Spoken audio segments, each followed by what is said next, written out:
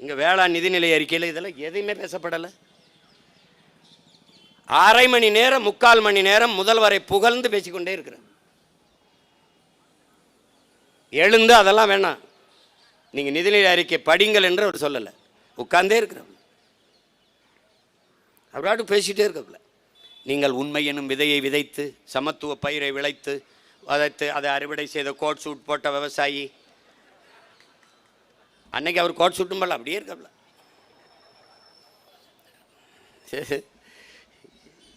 இதை கொடுமை என்னன்னு, இந்த நிதிநிலை அறிக்கையை வெங்கடாசலபதி கோயிலில் வேற வச்சு எடுத்துகிட்டு வந்துட்டாப்ல. இந்த நிதிநிலை அறிக்கை கொடுத்தது வினோத், வேளாண் துறை அமைச்சர் வினோத்தா வெங்கடாசலபதியான்னு நமக்கு இன்னும் குழப்பமாக இருக்குது. இவங்க பண்ணுற அக்கிரமத்துக்கு அவரை வேலை வம்பு இழுத்து விடுறாங்க. அவர் என்ன நினைப்பார், ஏன்டா அயோக்கிய பேர இந்த நிதிநிலை அறிக்கை படிக்க வாடா என்கிட்ட வந்து வச்சோ. பரிதாபமே பரிதாபமே. அப்போது இப்போ மேகதாட்டில் என்ன சிக்கல் வருதுன்னா, நமக்கு நீங்கள் பாருங்கள் ஒவ்வொன்றா குறைஞ்சி 566, அப்போ 205, 192, இப்போ 177.25 இங்கே நிற்கிறோம். ஆனால் 177.25 நமக்கு திறக்கப்பட்டதே இல்லை, ஒருபோதும் திறக்கப்படல. 4 டிஎம்சி, அதிகபட்சமாக போனால் 6 டிஎம்சி.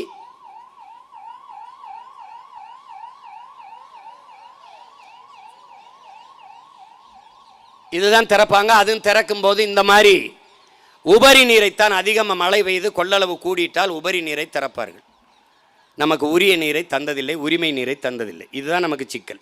இப்போ நாம் இந்த வைக்கிற கோரிக்கை, எங்களுக்கு வேண்டியது உபரி நீர் அல்ல, எங்களுக்கான உரிமை நீர், உரிய நீரை கொடு. இதுதான், அதை பெற்றுக்கொடு. இந்திய ஒன்றிய அரசு அதை பெற்றுக்கொடு, அதை தர சொல்.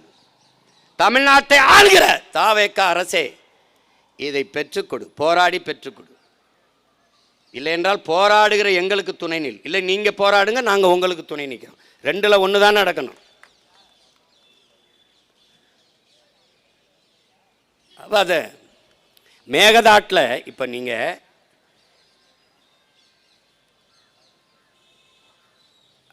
ராமநகராங்கிற மாவட்டத்தில் கனகபுராங்கிற தாலுகாவில் ஒண்டிக்கொண்டலு அப்படிங்கிற இடத்துல இதை இந்த மேகதாட்டு அணையை கட்டுறதுன்னு முடிவெடுக்கிறாங்க. இப்போ இது நம்ம கர்நாடக தமிழ்நாட்டுக்குள்ள எல்லையில் நமக்கு ரொம்ப கிட்ட இருக்குல்ல, இந்த பில்லிக்கொண்டு நீர் அந்த இருக்குல்ல, அந்த பில்லிக்கொண்டு அந்த அந்த அணையில் இருந்து தான் நமக்கு தண்ணி இவங்க திறந்து விடுறாங்க. அதிலிருந்து சரியாக 15 கிலோமீட்டர் மேலே இந்த மேகதாட்டு அணையை கட்ட போகிறாங்க. இங்கே பெங்களூர்லேருந்து அது 90 கிலோமீட்டர் இருக்குது. தமிழ்நாட்டிலேருந்து சரியாக 4 கிலோமீட்டர் தூரத்தில் தான் அந்த மேகதாட்டு அணையை கட்ட போகிறாங்க. ஏற்கனவே ஏகப்பட்ட சிக்கல்கள் இருக்குது. காவிரியில் கர்நாடகாவில் இருக்கிற அந்த அணையிலிருந்தே நமக்கு நீரை தரலை. இப்போ இருக்கிற இந்த மேகதாட்டு அணையை நிரம்பி நமக்கு தண்ணி வரணும்னா அதில் 67.16 டிஎம்சியை தேக்கிறதுன்னு அந்த முடிவெடுத்து தான் இந்த அணையை அவங்க கட்டுறாங்க. இப்போ நமக்கு அதை கட்டிட்டா சுத்தமாக நமக்கு தண்ணி வருவது நின்றும். எங்களுக்கே இல்லை, எங்கள் அணையே நிறையல, நாங்கள் என்ன செய்கிறதுன்னு கர்நாடகா கையை விரிக்க ஆரம்பிக்கும். அப்படி வரும்போது நமக்கு சுத்தமாக நம்முடைய காவிரி டெல்டா படுகை மட்டுமல்ல, மொத்த தமிழ்நாடும் அதை நம்பி இருக்கிற இந்த காவிரி கூட்டுக்குடிநீர் திட்டத்தை நம்பி இருக்கிற நாம் தாகத்துக்கு தவிச்சு போய் நிற்போம். ரொம்ப கஷ்டமாயிரும். அப்போ என்ன பண்ணுவோம், நிலத்தடி நீரை தேடுவோம். அப்போ 1000 அடிக்கு கீழே நம்ம ஆழ்குழாயை போட்டு உறிஞ்ச தொடங்கும்போது கடல் நீர் மட்டத்திற்கு குழாய் போகிற போது கடல் நீர் உள்ளே நிலமெங்கும் உப்பு நீராக மாறும். அந்த உப்பு நீர் வெளியேறுகிற போது நிலம் உப்பளமாக மாறும். ஒன்றத்திற்கும் பயன்படாது. பொன்னு விளைந்த நஞ்ச நிலமெல்லாம் உப்பளங்களாக மாறி நம் நாடு, நம் நிலம் நாசமாகி நாம் வாழ்வாதாரத்தையும் வாழ்விடத்தையும் இழக்க நேரிடுங்கிற பெரும் அச்சம் இருப்பதால் தான் நாம் இதை துடிக்கிறோம். இதற்கு என்னென்ன வழி? ஒரு வேளை தரலை. இப்போ நம்மகிட்ட அதிகாரம் வந்துருச்சு. ஒரு ஆண்டுக்கு 950 மில்லிமீட்டர் நமக்கு மழை பெய்யுது. அதிக மழைப்பொழிவை பெறுகிற மாநிலங்களில் அது 4000 டிஎம்சி நமக்கு வருது.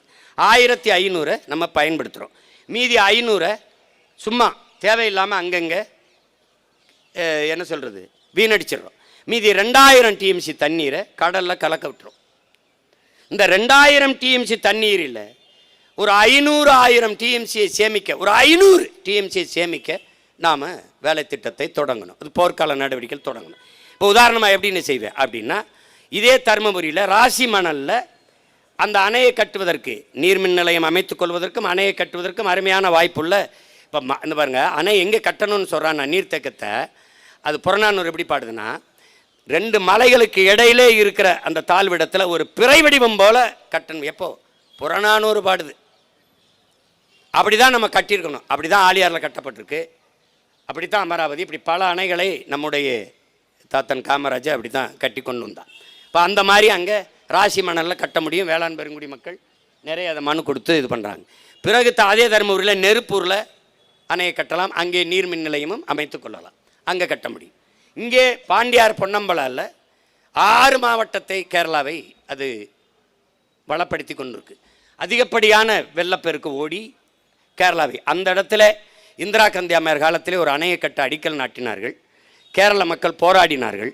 அந்த திட்டத்தை இந்திரா காந்தி அவர்கள் கைவிட்டார்கள். அதே காரணம்தான். என்ன காரணம்? கேரளாவை ஆளுகிற உயரத்தில் காங்கிரஸ் இருந்தது, தமிழ்நாட்டில் இணை சக்தியாக இருந்தது. ஆளுகிற இடத்தை கைவிட்டு விட வேண்டாம் என்று அந்த திட்டத்தை கைவிட்டார்கள். இதை போராடி பெறாமல் அந்த பாண்டியார் பொன்னம்பலா திட்டம் அப்படி இருக்கு. அங்கே அணையை கட்டினால் நமக்கு போதுமான அளவிற்கு நீரை தேக்கிக் கொள்ள முடியும்.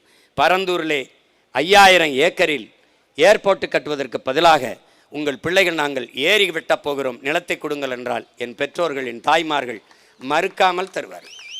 2000 ஏக்கரில் சிப்காடு தொழிற்சாலைக்கு நிலம் கேட்கிற இவர்கள், இல்லை ஆத்தா 2000 ஏக்கரில் உன் மகன் ஏரியை வெட்டுகிறேன் என்று கேட்டால் என் மக்கள் கொடுப்பார்கள். இதையெல்லாம் வந்தால் நமக்கு நீரின் தேவையில் தன்னிறைவு அடைய முடியும். அதற்கான திட்டம், அதற்கான நோக்கம், அதற்கான கனவு, ஒரு தொலைநோக்கு இந்த ஆட்சியாளர்களிடத்தில் இல்லை. காவிரி நதிநீர் சிக்கல் இருக்கிற வரைதான் இங்கே அரசியல் செய்ய முடியும். கச்சத்தீவு மீட்கப்படாத வரைதான் அங்கே அரசியல் செய்ய முடியும். இந்த பிரச்சனைகள் இருந்து கொண்டே இருக்கிற வரைதான் தமிழர் நிலத்திலே அரசியல் செய்ய முடியும். அவனுக்கு அந்த பிரச்சனை இருக்க வரைதான் அங்கே கர்நாடகாவில் அரசியல் செய்ய முடியும். இதனால் நம் உயிர் உரிமையில் இழிவான அரசியலை செய்து பதவிக்காக இதை செய்து நம்மளை பாதிக்க வைக்கிறார்கள் என்பதை பைந்தமிழ் செல்வங்கள், என் அன்பு பிள்ளைகள் அறிந்து கொள்ள வேண்டும். இந்த நிலையில் நாம் விழித்து கொள்ளவில்லை என்றால் இருக்கிற நிறைய உரிமைகளை இழந்திருக்கும். நம்ம முன்னோர்கள் செய்த வரலாற்று பிழை. குடகு அங்கே என்னது, காவிரி உற்பத்தியாகி வருகிற அந்த ஓடி வருகிற குடகில் வாழுகிற மக்கள் 90 விழுக்காடு தமிழர்கள்.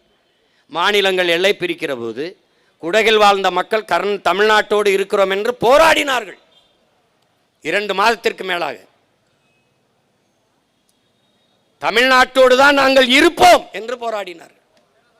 அந்த நேரத்தில் ஆம் தமிழ்நாட்டோடு இணைத்து விடுங்கள் என்றால் இணைத்திருப்பார்கள். அந்த நேரத்தில் இல்லை இல்லை நீங்கள் அங்கே போங்க என்று சொன்ன நம்ம முன்னோர்களின் வரலாற்று தவறு இன்றவன் வாரிசுகள் இப்படி நிற்கிறோம்.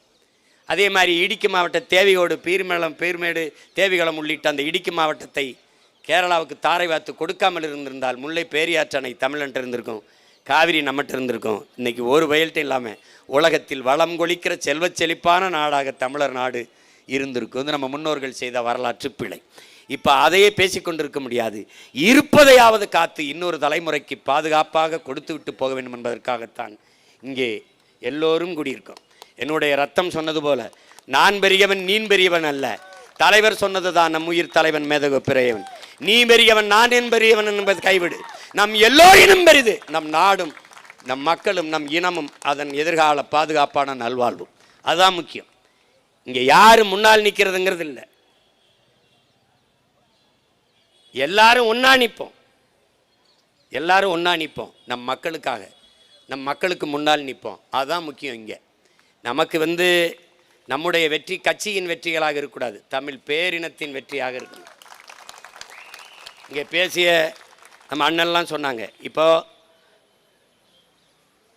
நீங்கள் ஒவ்வொரு உரிமையாக இன்றைக்கி மேகமலை, இன்றைக்கி தாமிரபரணி ஆறில் போய் நம்மளை 19 பேர் அடிச்சுக்கொண்டா கூட கேட்டேன். மாஞ்சோலைக்கு அவங்களுக்கெல்லாம் அரசு வேலை கொடுத்திடலான்னு 840 பேரை 850 பேரை இன்னொரு நாட்டு இராணுவம் சுட்டு கொண்டிருக்கா. அவனுக்கு அரசு வேலை கொடுத்துருக்கா? கொடுத்துருக்கா? அம்மையார் ஜெயலலிதா போய் மகாமங்கலத்தில் ஒழிக்கும்போது 48 பேர் செத்தா, அவனுக்கு அரசு வேலை கொடுத்தீங்களா? இங்கே இந்திய இராணுவம் விண்வெளியில் சாகசம் நடந்துச்சு, கடற்கரையில் 15 பேர் நசுங்கி செத்தான், அவனுக்கு அரசு வேலை கொடுத்தியா?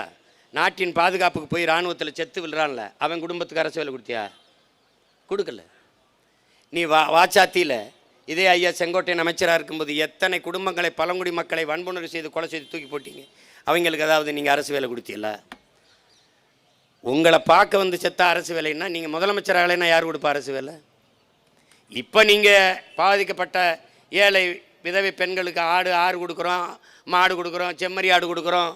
அது மாதிரி அந்த குடும்பங்களுக்கு 10 ஆடு கூட கொடுங்க, 2 மாடு கூட கொடுங்க. நாங்கள் வேணான்னு சொன்னால் கேளுங்க. இதனால் மாஞ்சோலை தோட்ட தொழிலாளர்கள் சிக்கலும் சரி, இன்றைக்கி மேகமலையில் மலையிலிருந்து குடி வெளியேற்றாத 5000 மக்களுக்குமான சிக்கலும் சரி தீர்க்கப்படும். நீங்கள் நம்பிக்கையோடு இருங்க.